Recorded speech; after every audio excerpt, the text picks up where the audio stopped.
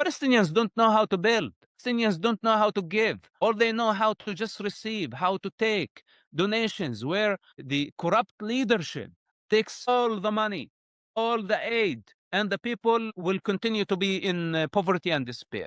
This is the game. The equation, blood for money. This is what it is. Whenever they run out of funds, they start sacrificing civilians by putting them in harm's way, by weaponizing them for global pity. This is the entire Palestinian game. This type of people who I cannot trust with their own children. How can I trust them with statehood? Gaza is a breeding ground. This is what Gaza is all about. The UNRWA, funded by Arab oil money for almost 50 years and more, they kept the refugee status. This refugee status created the reality of Gaza. The reality of Gaza is one of the most brutal realities in the world. Poverty, despair. It's the breeding ground for all extreme movements or groups funded by Iran or funded even by Russia, funded by China. Anybody can just jump on the wave of human tragedy. Take, for example, when Gazans were allowed at some point to come to our town, which I'm from the West Bank, it's about 100 miles away. I never been to Gaza prior to the October 7 war. But when the Gazans came to our town, which is a Christian town, within weeks, we start hearing for the first time in our town rape stories, violence, looting, all type of chaos. The people of Ramallah, the people of the West Bank simply said, we don't want Gazans coming here at all. And we kicked them out. And the Palestinian Authority did not allow Gazans to come. What I saw on October 7 was not just a surprise for me. I know the nature when people live in despair like this, and this is not Israel's fault. It's the fault of the United Nations that kept people in darkness and gave the advantage to so many terrorist entities, especially the Islamic Republic of Iran, to take advantage of such despair and to keep Israel on the edge and to keep this breeding ground to manufacture terrorism and violence. So, and they succeeded somehow. And now everybody, including the United Nations, blame Israel. Instead of saying it was our fault to keep the UNRWA and keeping the refugee status for 5 generations, where we created a situation where 20 people are sleeping in the same room with no hope, drowning in despair and poverty, while the Hamas leaders in Doha became billionaires and the Palestinian Authority leaders also became billionaires, taking advantage and exploiting the tragedy of Gaza. And today we are in the same position, where the rich will get richer and the poor will get poorer, and everybody would expect that peace is going to happen on its own. This is why I said from the beginning, and especially after October 7, I would never even consider the option that after October 7 and what we saw, that we must end the breeding ground, evacuate everybody. This is a humanitarian evacuation. Then after that, burn the nest. This is the correct strategy. President Trump understands this. And this is why from the beginning when he came to office, he said that I want to relocate the entire population of Gaza. It's not because he wanted to take revenge from the Gazans, because he wanted to end the breeding ground. Now, things got complicated as he advanced in his government and in his presidency, because the world is not as simple as that. And now the Arab oil money is trying to basically influence the American foreign policy. And this is their financial jihad. This is what they've been demonstrating. And I am afraid that if President Trump would try to please everybody, the Saudi Arabians, the Palestinians, the Israelis, the Americans, the Republicans, the mob on the street, then he may fail to bring peace to the Middle East, and his administration may eventually fail. So this is very, very dangerous gamble. And I think humanitarian evacuation, of course, many are going to come and accuse anybody who's involved, including myself, of ethnic cleansing against the Palestinians. But I don't care about their opinion. We cannot allow this situation to go for eternity. Enough is enough. October 7 was the countdown for Gaza.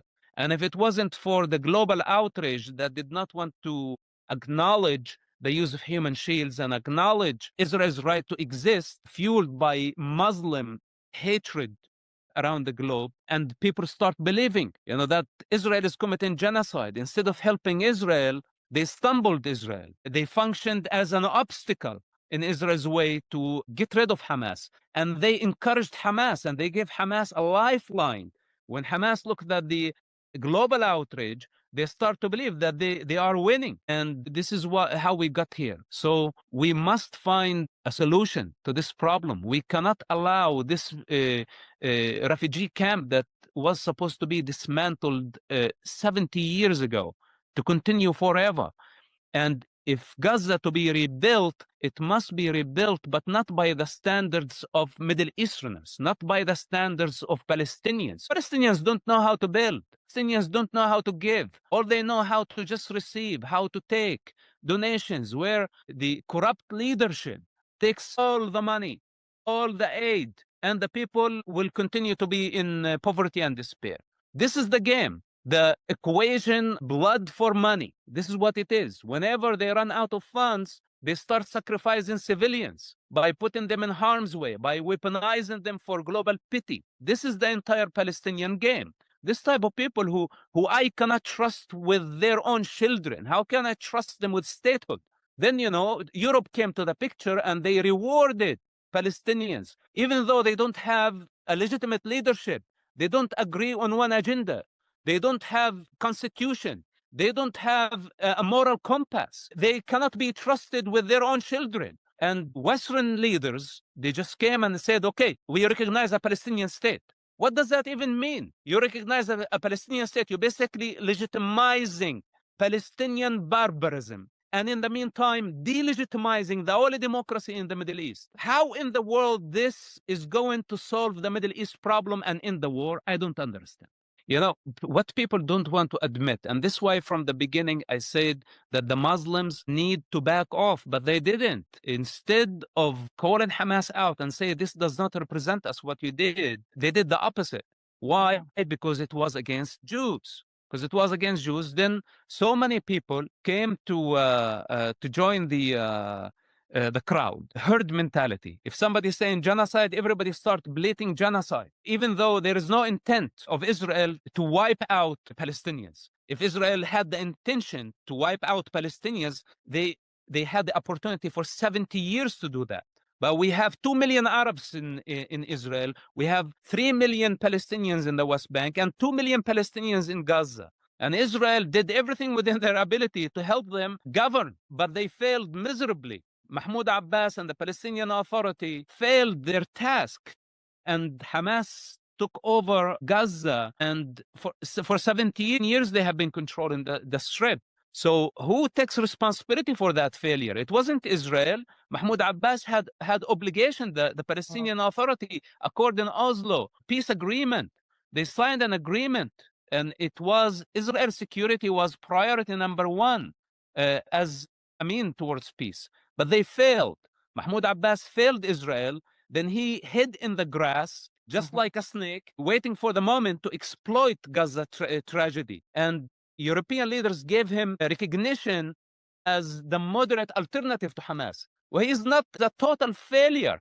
If it wasn't for him, Hamas wouldn't be there. If it wasn't for his corruption, Hamas wouldn't even come to power. So, of course, the world is driven by very strong emotions, and people don't want to see people dying on the social media. This is the first war that the entire world had to see on the social media, live streamed from day one. And this is what Hamas understood. And this is what the Iranian intelligence understood. And this is what's even behind them, including Russia and China. They understood that the West could not handle the bloodshed, especially on social media. And look at the division they created. So for them, they succeeded in a big way in delegitimizing Israel, demoralizing the West, and now politicians have been bending. They are all compromising. We came to the point where we had to negotiate with savages. I'm very happy about the release of the hostages, for example, but nobody's paying attention that we had to release thousands of mass murderers in return. How could this lead to peace? How could this be the foundation of a lasting peace in the Middle East? I don't think so. So they can lie to themselves and they may achieve ceasefire for a while, even though I don't think it would hold. I don't think so. And if it does, it's eventually the truth is going to remind everybody of the mistakes. You know, October 7, take for example, and I'm sorry for the long answer. October 7 was the outcome actually of Oslo peace agreement. That was basically the payday. And where are the leaders who signed the Oslo agreement? They are all gone. And we are in the same position right now. They will sign the agreements, then the generations to come will have to pay the price, and nobody would be able even to trace the origins of any disaster that could happen in the future. The same way in October 7, nobody was able to see it for what it is. I really don't like the entire alliance between the United States and Qatar. People who sex traffic, buy and sell women in their villas, villa basements in Doha, like cattle, should not be an ally of the United States. I don't want to say their funding of Al Jazeera propaganda, their funding of terrorism, their financial jihad, and their Muslim brotherhood ideology. Let's put all this on the side. For the Americans to just try to understand it in a simple way, you know, how can we shake the hands of people who buy and sell women like cattle? It's for me, it's not acceptable as an American, as a human being. And if to measure any society or to value any society, I value it in the way they treat women. This is why I have a fundamental problem with the Palestinians. Barbarism is not only about carrying a terrorist attack and beheading people and raping. It's about how a society treats women. And to me, to be honest with you, there is no difference between Palestinians, Egyptians, Saudi Arabians, even the UAE, that everybody swears by their name and say Dubai, Dubai. I tell them they import women, they buy women. This is prostitution. What really matters, how do they treat their women that bore their children? This is what really matters. And when a society cancel women and humiliate women and treat them as a property, you know what's the outcome? It's a barbaric society. It's a society without any sense of creativity. This is the creative energy of any society, of the universe. Feminine energy. This is the universal design. Nobody can cancel that.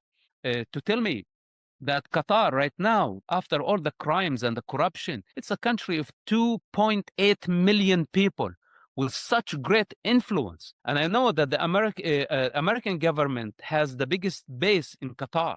And this is a strategic alliance. But why don't we change that reality? And of course, the attraction when they contribute to the exhausted American economy, $1 trillion or $1.2 trillion, this is a big, fat temptation right there. But what did we pay in return? And who actually is going to pay?